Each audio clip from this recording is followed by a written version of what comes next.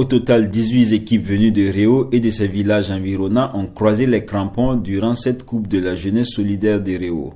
Cette 5e édition a connu le sacre de l'équipe du secteur 3 qui a pris le dessus sur le secteur 4 à l'issue des tirs au but. L'année passée, nous avons été en finale, nous avons échoué 1-0. Donc cette année, en tout cas, c'était une revanche.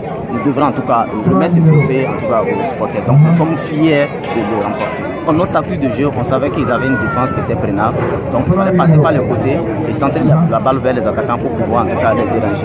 Voilà. Mais on a vu qu'en tout cas, ils avaient développé un système de jeu pour contrecarrer les attaquants pour qu'ils ne puissent pas rentrer dans la surface de réparation. Raison pour laquelle le score a été nul vierge. Le promoteur, pour sa part, n'a pas caché sa joie pour le pari tenu de l'organisation de cette 5e édition. C'est une grande joie qui m'anime ce soir au regard même du déroulement de la compétition. Depuis son début jusqu'à la finale aujourd'hui. Et ce que nous recherchons, je pense que petit à petit, au fur et à mesure que nous avançons, les gens comprennent que non, le football, c'est un facteur de cohésion, c'est un facteur de solidarité.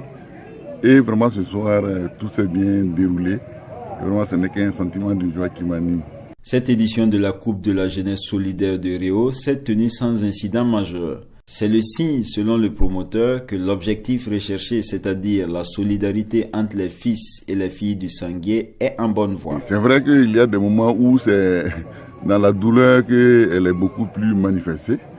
Mais quand on regarde tout ce qui se passe, surtout au niveau de la jeunesse, ils savent que non, une fois qu'un jeune les fait appel pour l'accompagner dans une activité quelconque, surtout que ce soit une activité sociale, une activité de développement, franchement, ils sont mobilisés. Et ça c'est pas quelque chose qu'on peut acquérir du jour au lendemain.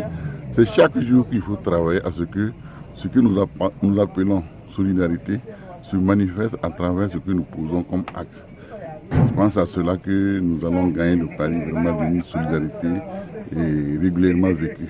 À l'issue de cette grande finale, l'ensemble des 18 équipes à prendre part au tournoi sont reparties avec des prix en nature et en espèces.